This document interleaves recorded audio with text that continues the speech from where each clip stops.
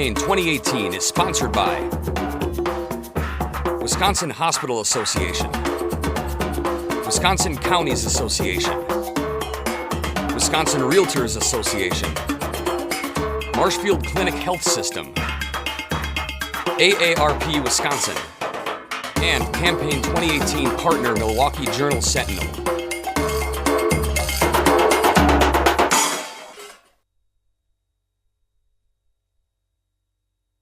Melissa Winker of Oconomowoc is a Democratic candidate in the 38th Assembly District. Melissa, welcome to WisconsinEye. Thank you very much for interviewing me and having me here.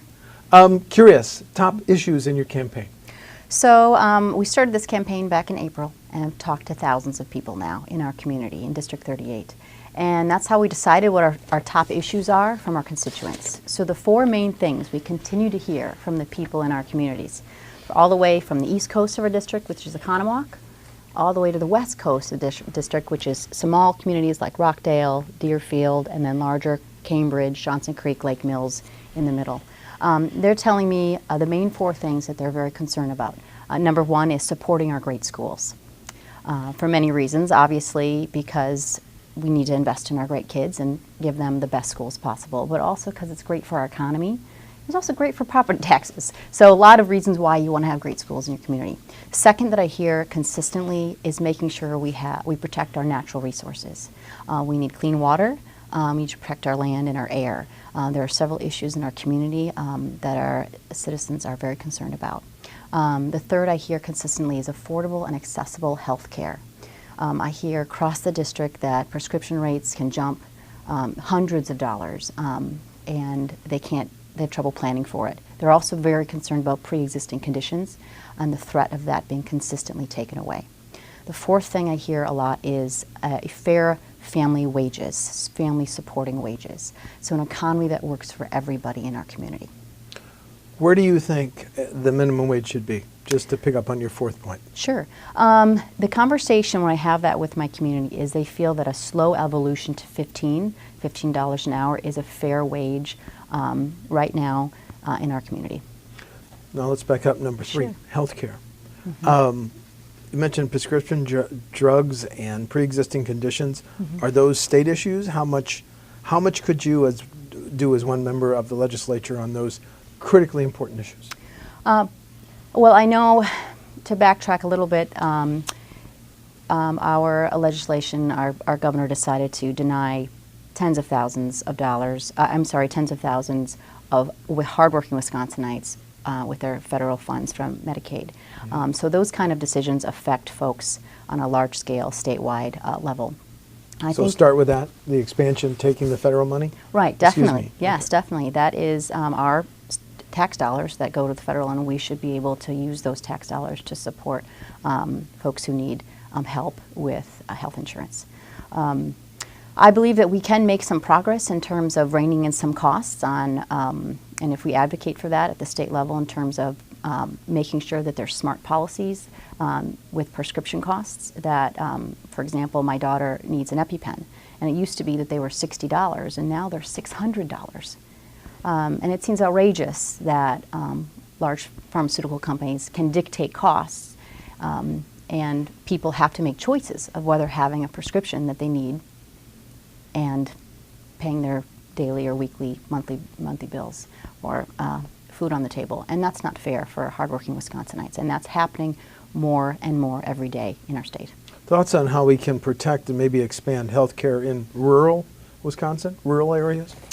Affordable and accessible health care is critical. I visited a Lake Country free clinic in our community.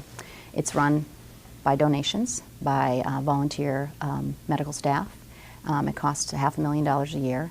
And when we sat down and quizzed them, they said 70% of the folks that come to the clinic in Oconomowoc are working poor.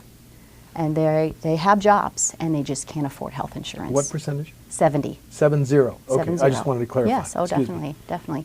And when we asked them their vision, where would they like to see their clinic go? And they said, we don't want to have to exist. There is a future for a healthcare system that is preventative and not emergency care, whether it is in a small rural area, a medium, or a large community.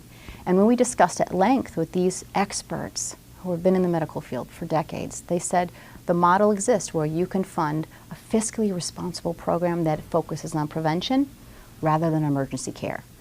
My husband's a firefighter paramedic, so he sees the emergency care side, and he sees what happens when folks don't have the preventative care that they need. Do you hear from hospitals and medical providers that Wisconsin's Medicaid reimbursement rates are too low? Do you think Wisconsin is at a tipping point for Medicaid reimbursement rates? I'm not sure about the specifics and the statistics there, so I can't speak knowledgeably in that area. But I do know that we need to have a fair, evidence-based policy that we have affordable, accessible care for all of our Wisconsinites. State government launched a pilot program with Delta Dental that provides dental care for low income in rural areas and some regional clinics. Should that be a priority in our next MA budget? It should definitely be a priority. We've seen through research and evidence that when you don't have healthy dental care, that leads into other significant health issues. So that should definitely be a combined effort, and that goes into a fiscally responsible method where we take care of preventative issues before it becomes a larger fiscal issue with an emergency care system. Are you hearing about issues from caregivers? Specifically, AARP estimates 578,000 Wisconsin residents are caregivers for family members, neighbors, etc. Would you support laws or rules that require hospitals to recognize and work with family caregivers when a loved one is hospitalized? Has this issue come up? No, it has not come up, but I did do some research in terms of what this Caregiver Act was. And it seems the research that I had minimally looked into is that it was about making sure that caregivers had their appropriate credentials, that they had background checks and criminal checks, so that they would safely provide care for children and adults. And I think if I took that back to constituents, they would agree that we should have a fair background check if they are responsible for the life and care of folks in their community. The gridlock in the Capitol over how to pay for highways, bridges, construction, and maintenance, how would you solve it? Well, this is a challenge. So I'm hearing from folks across the district, more in rural or medium-sized areas, that the roads are an issue. So just this weekend, I talked to someone who is in EMS, and he said that he has a choice as an elected official, that he had to make a choice between roads and supporting his EMS staff. And that's difficult, because in one of the wealthiest countries in the world, I think we should have safe roads and enough emergency personnel to take care of the people in our community. So we need to figure out a way to fund our roads safely and to take care of our folks in their neediest hours. I do hear when I talk to my constituents, or future constituents hopefully, that they say some sort of wheel or gas, they would consider a wheel or gas test to make sure that they have safe roads. I know on average, right now, on average, that's over $700 per vehicle in terms of road maintenance or vehicle care because of the damage that's caused by improper conditions of the roads. So I think people would say, fiscally responsible, I would prefer to have safe roads than a health risk on driving on a car in a road or a road system that is not maintained properly. There are officials in the Capitol that want Wisconsin to consider a toll system. Your position? I have not heard much favor in favor of a toll system. Mm-hmm. Local governments have been living with levy limits to control property taxes for 13 or 14 years. Mm-hmm. Some local officials say this hurts their ability to provide local services. Mm-hmm. Keep levy limits, loosen them, or get rid of them. We have to have some flexibility in levy limits. I've met with city planners, elected officials across my district. They've all said we need to do something about our levy limits. So if you have a medium or larger size community that has the ability to grow, then they have a new tax structure that they can have tax revenue coming in. If you have a smaller community that either chooses or they don't have the opportunity for growth, then they're stuck in an uncomfortable situation. They cannot maintain roads. They cannot meet the needs of their community, and they're saying they're stuck. So they have choices. They can either increase their burden load, tax burden load. So when I looked at the numbers from some of our smaller communities, they've doubled their original debt, their annual debt burden load, and they pass the cost on of the interest to the taxpayer. Additionally, they have to raise fees or service charges because there are things that they have to provide. They have to provide snow removal or a basic maintenance for parks and bathrooms in parks. So these things they have to provide for, and when you have these caps and levy limits, they cannot provide for basic services for safety and health in their community. So they're stuck in a tough decision. The benefits, the tax breaks and tax benefits for Foxconn played a role in Kimberly-Clark asking for the same benefits. The larger question is this: what's the criteria before state government should offer help to private companies? This is tough. It's put Wisconsin in a tough situation, because if I was a small, medium, or large Wisconsin business, I would also be looking at why don't I have those kind of tax incentives. The Foxconn deal was the largest tax incentive deal in the entire country from a foreign company.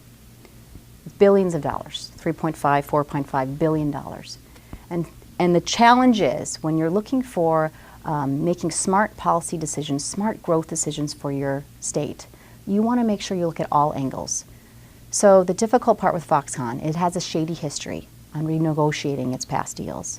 It also has the potential that a large percentage of those jobs will go robotic. And then when you take out some of those large salary earning potential for the core employees that they would hire, that living wage went down significantly. In addition, it's very close to the Illinois border, so how can we promise that it's going to really benefit Wisconsin, hardworking Wisconsin families? So when I talk to constituents in our district, I ask them a choice. Would you prefer, if we had the choice, $4.5 billion in a tax incentive program for a large foreign company, or what if we had the option to give to small, medium, and large Wisconsin-based businesses to grow with businesses across our great state, instead of in one area with some questionable issues that pertain to one particular company? And they say, you know what, I would choose Wisconsin. So you would have voted against both Foxconn and the Kimberly-Clark? The difficult thing with Kimberly-Clark is we want to support our Wisconsin businesses. And so we would have to negotiate, perhaps there would be tax incentive deals to grow our Wisconsin companies. Now let's go to what you listed as one of, I think, issue number one. Mm-hmm. The current state budget increased K-12 state aids by more than $600 million. Is it enough, or do we need another major increase in the next state budget? The difficult thing is we right now are at pre-2011 funding for our education system. So we do need an increase. And it happens, and the difficult part is our communities are saying yes to referendum. I think it's 60 to 70% of the time. So our communities believe in fully funding their education systems. They know we need to invest in our kids, in our economy, in our communities. They know that it's right and it's what we need to do. So we have to figure that out critically. The voucher program has expanded dramatically over the last 8 years. Your position on the choice program? People love choice. The challenge is this. Right now in our district, over $300,000 just skimmed right off the top to go to these voucher schools. So already it puts our public schools at a disadvantage. Number two, right now, if a student is taken into a voucher program, they are reimbursed for a special education funding at 90%. If that same student is in the public schools, they're reimbursed at 24%. And I think our taxpayers understand there's inequality there, and they deserve to have equal funding for their public tax dollars. The other challenge is this, with vouchers, is we need to really consider where our public tax dollars are going. Do we choose to fully fund our public system first, and then have folks decide whether they would like it in the voucher system? As a teacher, you would have a lot of experience in this issue. The $100 million set aside for school safety, is it enough, or do we need to change gun laws? I believe safety of our children is paramount. And this is a concern that directly relates to me as an educator, but more critically as a parent.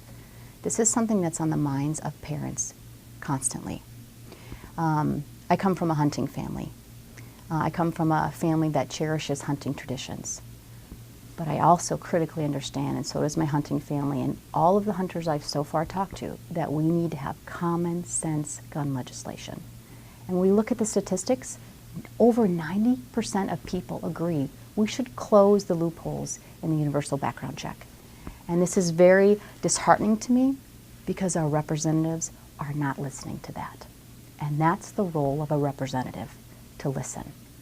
UW system budget. Should we have a freeze on resident undergrad tuition for 7th and 8th year? This is challenging too, because our students deserve affordable higher education. Right now, our university system is world renowned, so we deserve affordable education for our children, but we also deserve to fund our university system appropriately so they can exist and thrive and grow and increase the capabilities of what we have in our state. At this point, the return on investment with the university system is 23 to 1. So every dollar we invest into our university system returns to our state by $23. So I love this word fiscally responsible. That seems like an obvious choice to me, that our state should invest in our university system. There will be bills introduced next session to legalize both recreational marijuana and medical marijuana. Your positions? So when I talk to residents and neighbors in my communities, particularly folks who have suffered from PTSD and have been fighting for our safety across in different countries for our freedoms in the military, they say that they agree that we should have medicinal marijuana for particular reasons like that. I do hear from other folks who have chronic illnesses, and they say that medicinal marijuana makes sense when we look at other states and how they facilitate it and how it's helped folks with health issues. It makes sense. You're seeking an open seat. Differences between you and your opponent on November 6th, please. There are very clear differences between me and my opponent. My opponent at this point is encouraging continuing the status quo. She's favoring all the bills and legislation that are already existing. I am in favor of 4 key main issues: fully funding education so that every single child in our state, in our community, deserves a high-quality education. From the voices in my community, I hear again affordable, accessible health care. I hear critically that we need to take care of our clean water. There are several issues in our community, from large-scale farms. We have an issue with dairy farms in our state also, so we could lead into that question too. But we need to make sure we protect and enforce some of the legislation that already exists to keep our water safe. Already in Kewaunee County, they say between 40 and 60% of those wells are toxic because of industrial pollution. And one of the things we have, the many wonderful things we have in Wisconsin, is clean water, and a lot of it. So if we're not careful, more of what's happening in Kewaunee County will happen across the state. And people in my community are very concerned. Right now, we have several lakes that are on the impaired waters list, and we need to make sure that we have careful protections, that we can clean up what we already have, and then make sure it doesn't get worse. And then also to make sure we have fair family wages. And all these things I'm fighting for, and I'm out there listening to communities throughout our district. I was at a Concord neighborhood meeting that was pulled together because of a large utility that was coming into our area. So they specifically were addressing local limits and local control. Local control is also something that's of a serious concern in our community. Thank you. Melissa Winker of Oconomowoc is a Democratic candidate in the 38th Assembly District. The election is November 6th. Melissa, thank you for visiting with WisconsinEye. Thank you very much for having me. Thank you. Campaign 2018 is sponsored by Wisconsin Hospital Association, Wisconsin Counties Association, Wisconsin Realtors Association, Marshfield Clinic Health System, AARP Wisconsin, and Campaign 2018 partner Milwaukee Journal Sentinel.